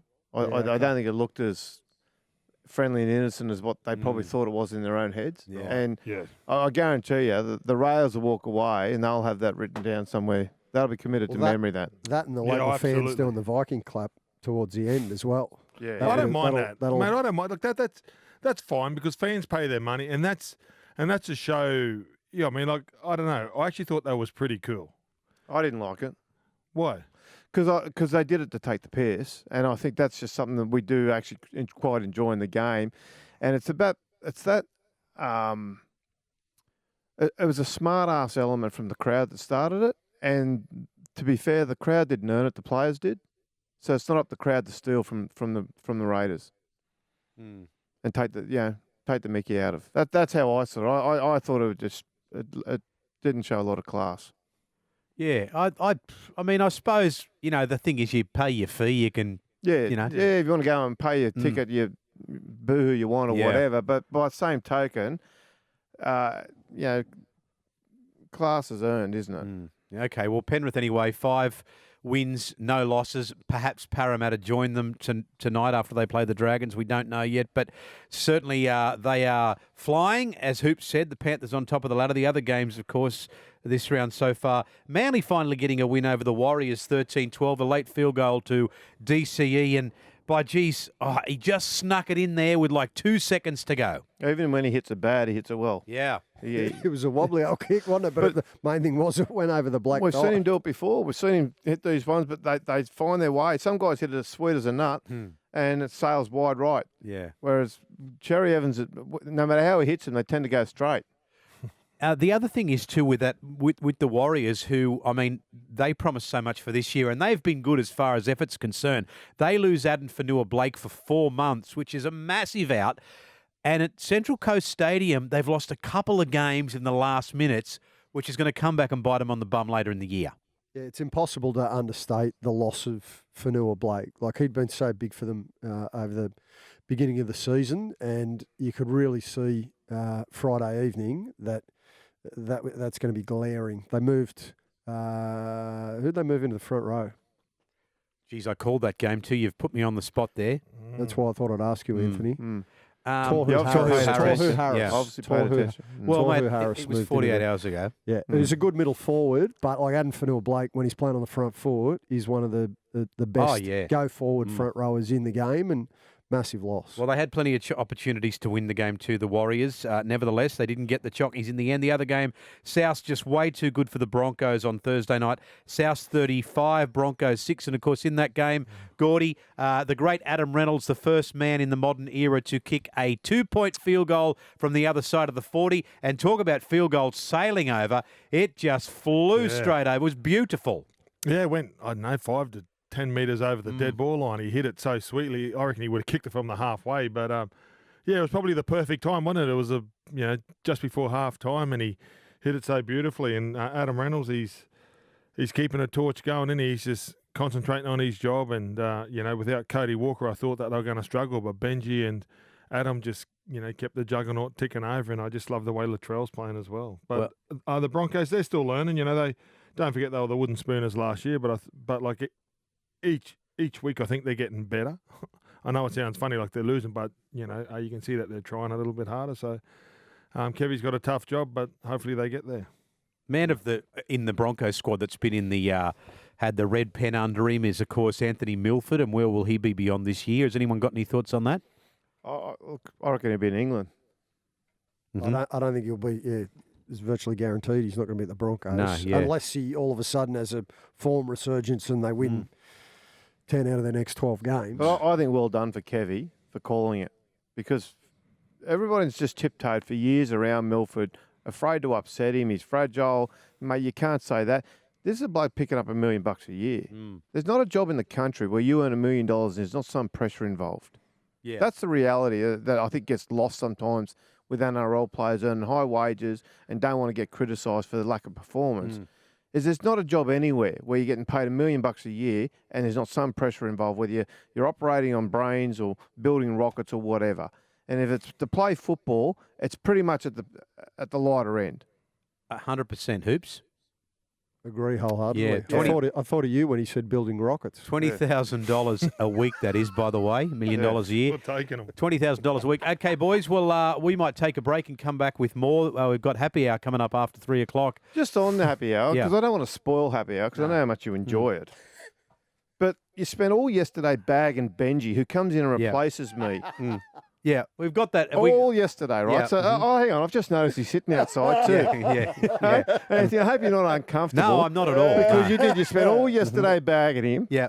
And you came in today bagging him before we went on air. Yeah. And I thought, this is going to be interesting because generally 2 o'clock to 3 o'clock is your favourite time of day. Yeah.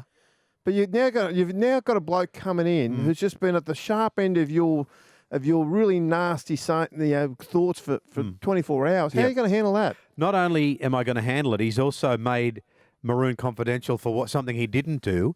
Secondly, I'd like to add, after I finishing punching on with Tom Tate, I'll punch on with Benji. How do you like that? How do you like that? So we'll take a break and we'll come back with more as Triple M rocks the footy. The Triple M Sunday Sin Bin.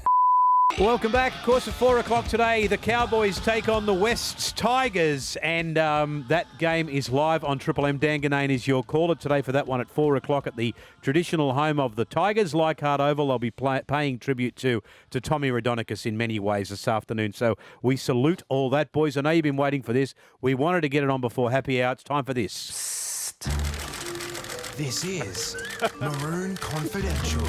Yes, this is where we go out and about. And you might have built this up too much, boys. I have been out and about, and I do have a little bit of stuff for Maroon Confidential. Who's been spotted and who hasn't been spotted? Right. Now, you mentioned the man Benji Marshall. He hasn't been spotted. He's been unspotted. Oh, really? I think that's a really unfair way to describe his performance the other night. No. I mean, he's great to have him at the Rabbitohs. I know it's been a lifetime dream for him. Well, where's he unspotted then? Well, he's unspotted at, the other day, some of us had to come in here to have photos taken.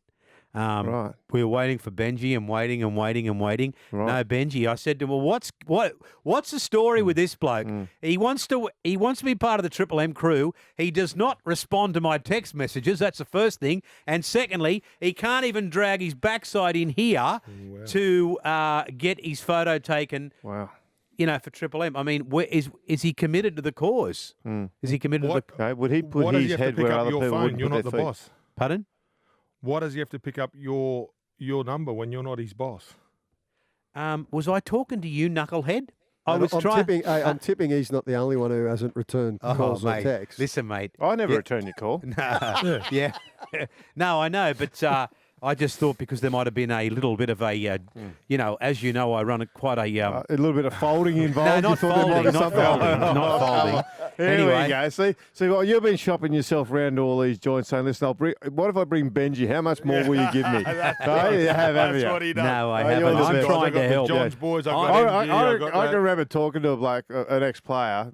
This is a bit like you. You remind me of this story. I won't name him because I don't want to embarrass him, but one of his teammates, one of his great mates, got him a public speaking gig. He said, mate, I got you 1,500 to do this talk. And he's like, mate, that's great, unreal. Anyway, so when the time came, they cancelled. They couldn't do it. The problems involved. So the bloke thought, I'll ring the bloke personally just to stay in the good graces with him. Say, mate, I'm sorry I couldn't do it. And he said, mate, yeah, I get that, mate. I understand. He said, mate, honestly, mate, it was $4,000 for you. Because He clipped it. his mate had clipped him 2.5. No, I'm just trying to help Benji. I don't want to say they are, but they did play the Tigers. Right, okay. I think I might know who one of them is. I'm just trying to help Benji transition to life after rugby league, okay? Oh, then get on the That's gravy all I'm train. trying to do. Get on the gravy train, Benj. Yes. Hey? Others... I think he's transitioning okay. Right. He's Double All got you Okay, need is a mate, good Ben. accountant. I don't care what you think, mate, because you're flat out running a bath. Yeah, yeah. Don't worry about that. All you need is a shovel and a strong box. Yeah, that's it. Some other ones. I spotted Victor Radley at the Gusto coffee shop in Bondi Beach the other day. He wanted to get a photo with me. I said, Victor, mate, I'm having coffee with some of my old schoolmates here. If you can come back later on. Right. I spotted Latrell Mitchell in the Star last night, Hoops. What Really? were you doing at the start? I was doing a few things at the 24/7 Sports Bar, Of course you were. where we all watch our rugby league, and there was the great I hope it was a Latrell. lookalike because I think Under the Bubble he's not allowed to be there, is he? Well, there's Aren't they on the no, they're category free. too? They're free now, aren't they? Benji's.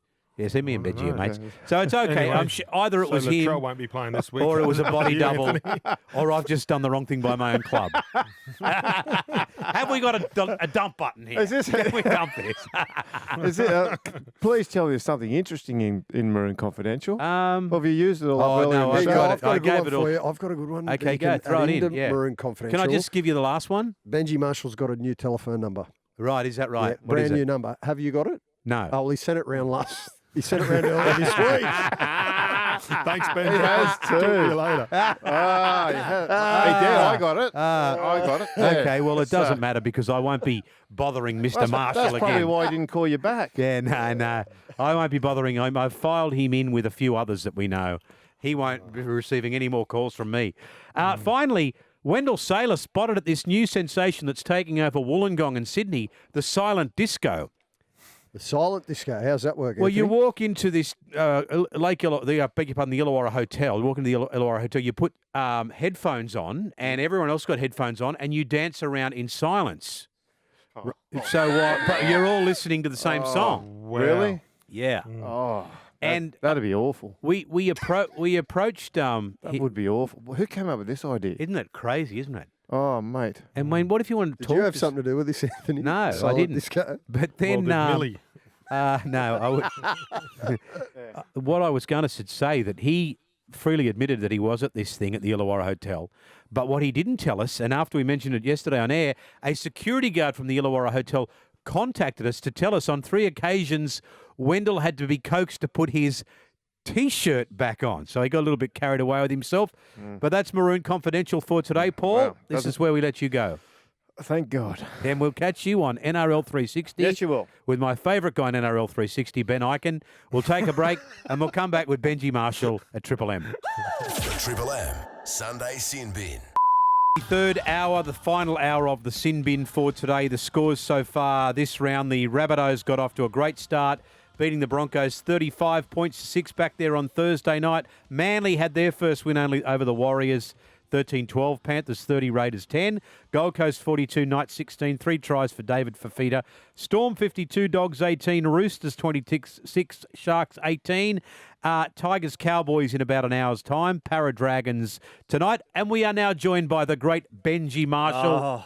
How are you, Benj? Mate, I'm great until I walked into that Yeah. barrage of you attacking me before the show. Well, mate, you know What you happened could. there? Well, mate, they do it to me every week, so you've just gone I and know, have. but you were backstabbing me. Just say it to me. I didn't care. But you were sitting right out there. I couldn't say it to you because you won't answer your phone, brother. Yeah, that's 'cause you that's don't have why my I number, couldn't. but that's okay. I couldn't say it to you, mate. How's what are you hearing about Adam Reynolds? The same you're hearing. Nothing. Right. I honestly don't know. But if there's anything to go by, his footy's doing the talking and showing how valuable he is to us. Yeah. I thought he was outstanding on the weekend. And just so you know, I actually called the 40-metre field goal for him. Did you Because really? I actually wanted him to kick it first. Okay. Oh, well, appreciate. 10 years ago, I probably could have kicked it. Yeah. But a bit older now. How hard is that, mate, to kick like? To be honest, we've been practicing at training a little bit. Right, And mhm. Latrell and Renault just kick Can them all do the it. time. Like it's, Yeah, right. They make it look so easy. Mm. Seriously, and very accurate.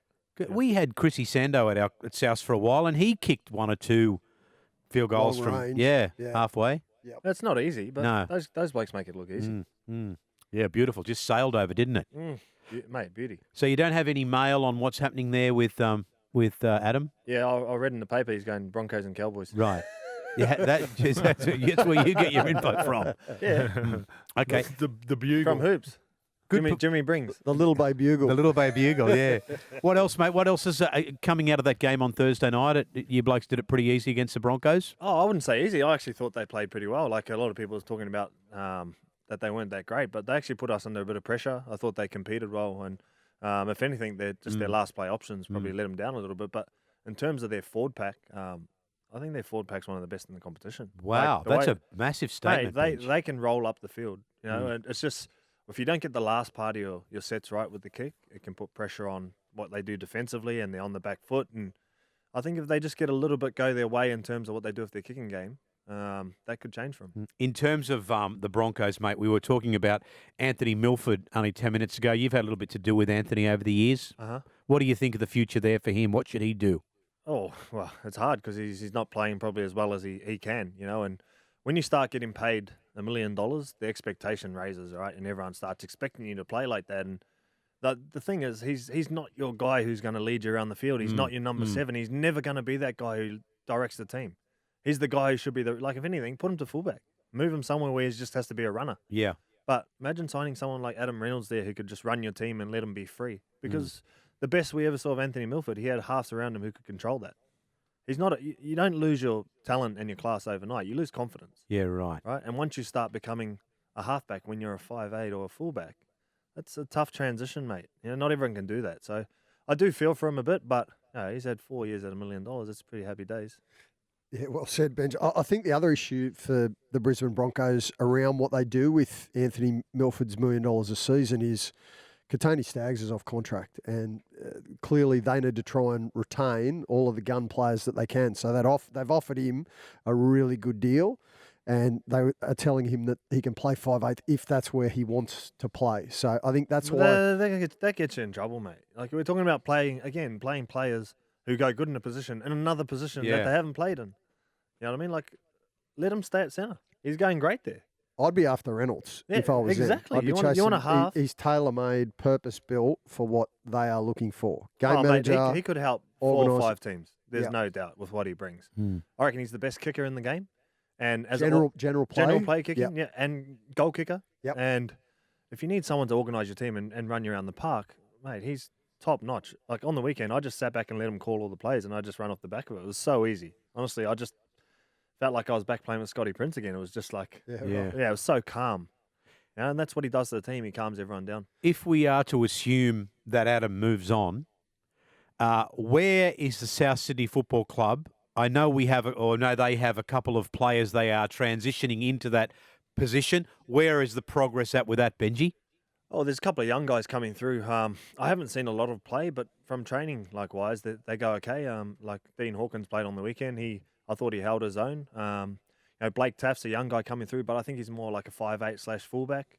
And then there's another guy, Lachlan Ilias, who plays a bit of halfback, and he's got a little bit to him. But it's hard to say because they haven't done it like that, unproven. And I think Wayne talked about it after the game. When you got someone, what he can do, you want to try and hold on to that. So these kids are coming through, but they're going to have to prove themselves, And then you got to ask the questions. Well, does Cody change his game into controlling a bit more? Like, does it move? Do you want just that don't to know. happen though? What do you mean? If Cody was to change his game, because that's been another thing that's been pushed now into the narrative, is that perhaps Cody becomes more of an organising playmaker as opposed to his great strength, his instinctive running game. Yeah, you're going to laugh, but Cody does the calling when he's playing. He calls where the plays go. Adam gets everyone there and organises, but Cody does the calling. Okay. So I think if they can get someone who can do the organising, if Adam's not there, then he won't have to change his role too much. But you sort of again, you don't want to have those players to have to change their roles all the time when they're going so good at what they do. But like we said, that's what salary caps are for, to even out the balance. And once you make those changes, someone has to step up or find someone who can. I just still shake my head at it though, Anthony. I think you feel pretty similar being a loud and proud red and green member. Franchise halfbacks don't grow on trees. And this bloke is a local junior.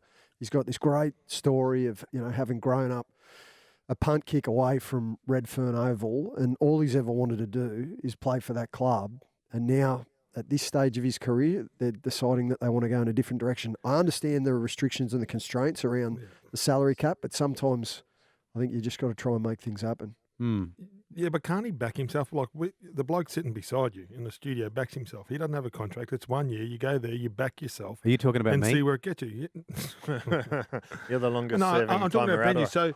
So like Adam Reynolds was playing great footy. If he's playing like this next year, there would be no reason why they wouldn't, extend him for the extra year. Yeah. You know what I mean? But what happens if he gets a long-term injury? I think that's what his concern is, yeah. You know what I mean? Like, what happens if he goes and, touch wood, just does something where he's out for the season? Then where does he go from there? Like everybody else, you retire. Yeah, but what would you do? Would you want a contract for 4 years or? Mate, I retired when I was 30. It doesn't matter, mate. You've had a good run, and there's no guarantees in life. You know what I mean? So, if he goes, if he really wants to stay at South, right, and then all those things that I'm a local junior and I grew up and all that, you back yourself. And you sign that 1 year and you play that good that they got to do again. And if you get injured, well, that's the roll of the dice, Benji. You know what I mean, mate? Jarrell Yeo had to retire at 22 or whatever. And there's some kids that don't even get, other chance to pull on a NRL jersey, first grade. So, touch wood that he doesn't get injured, but, that's rugby league. Yeah, I reckon there's another part to it, though, where he probably wants to feel the love, too, that he's wanted for longer. That's probably a part of it. I felt like that a little bit, too, and I can understand that. But Gordy's right. If he does want to stay, he can. But if he's after longevity and wants to look after his family, then he probably won't. So that's a decision he has to make. Yeah. But that's his decision at the end of the day. It is. But at the end of the day, as long as Adam's okay, his family's okay, that's the most important thing. Now, what about, obviously, Wayne Bennett says this week he's heading back to Brisbane, which everybody knew anyway, and because we know that Jason Demetriou is taking over at Souths, much like we now hear the Roosters assistant coach, Craig Fitzgibbon, is probably taking over at Sharks. So we hear a lot about what assistant coaches can do and will do before they actually do it. But, I mean, you've got to be given your start. What can you tell us about Jason Demetriou? Oh, well, technically and what he knows about the game is unbelievable. I had him from when he first came out of the Cowboys system after winning the premiership. He came to the Dragons, and then I had him in Brisbane again, now back at South. And he knows the game really well. His people management skills, man management skills are really good. But he's just got this knack where he finds a way to get the best out of people. I think that's probably the most important thing. All right, boys, we'll take a break.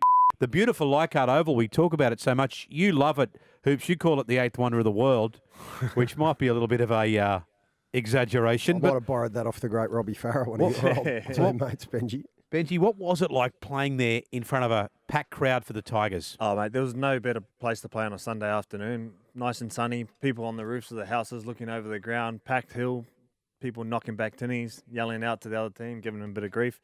It was just a vibe, man. Honestly, in there it was pretty special. You run out to a massive roar and the crowd's on your side, and just the history behind it too. There's been so many great players before you, and when you walk out, you touch the great plaques. There's a West Tigers one at the top, and then you touch the great Laurie Nickel on the side. It was just special to run out there. It was just, especially with the history there. Was there a game in particular? I mean, it's a question without notice, but of all the wonderful games you played there, is there a game that sticks out of any era that you guys won and you had a blinder? Well, I didn't have many blinders there. That's not true. Yeah, that's not true, but I wanted you to say it. So it's better coming from you. No game in particular, but honestly, like, it's hard to explain if you haven't done it, but the feeling there of the crowd on your side, or if you make a break and score a try, it's pretty unbelievable. And it'd be special place today for the west part of the team and remembering the great Tommy Raudonikis. Yeah, absolutely. And you'd expect the boys there to draw on that a little bit today. But apart from that, like, I had Tommy come in and do a few talks for the team. And the best thing that we ever got from the talks was how genuine and passionate he was about the club. And when he spoke, it wasn't like crap. You know, it wasn't just talking for the sake of it. He was saying things that resonate with you as a player, because you knew he went through the hard times, and he was tough. You know, he was the toughest of tough. And when he was talking to your forward pack, like a small halfback, telling your forwards that they need to get their shit together and pull and make sure that they go on the other side of the field and bash their opposite number. But the guys would see it from a little halfback and be like, you know, and he was one of the best we ever had come in and talk. And I was lucky enough last year to have him come in, and he wasn't too well then, but just to see him there and the effort he made to come and present the jerseys to us last year is something I'll never forget. And it was probably the last time I saw him. So special moment for me. And I loved and respected what Tommy did for the club. And as a player there, we loved having him around. Good on you, Bench. Well said. Benji, Hoops, Scotty, Tallis and Maroon. We're going to take a break and come back with a segment where Hoops takes a look at what's going on in the NRL, player news, etc., etc. He's good for two scoops. That's why they call him Hoops. What does the Fox say? It's coming up next. We're only 25 minutes away from kickoff. West Tigers, Cowboys. Cowboys are looking like 0-4 and maybe 0-5 after this week. Just that West Tigers side. Well, obviously Joey Leilua comes back into the side in number 19. Brooks will start in jumper number 22, the number 7 jumper being rested today. And Offa Hengawi will start in the back row with Garner moving to the bench. Mbai also on the bench in jumper number 4. And that's how the Tigers look at this stage. But before we go any further, it's time for this.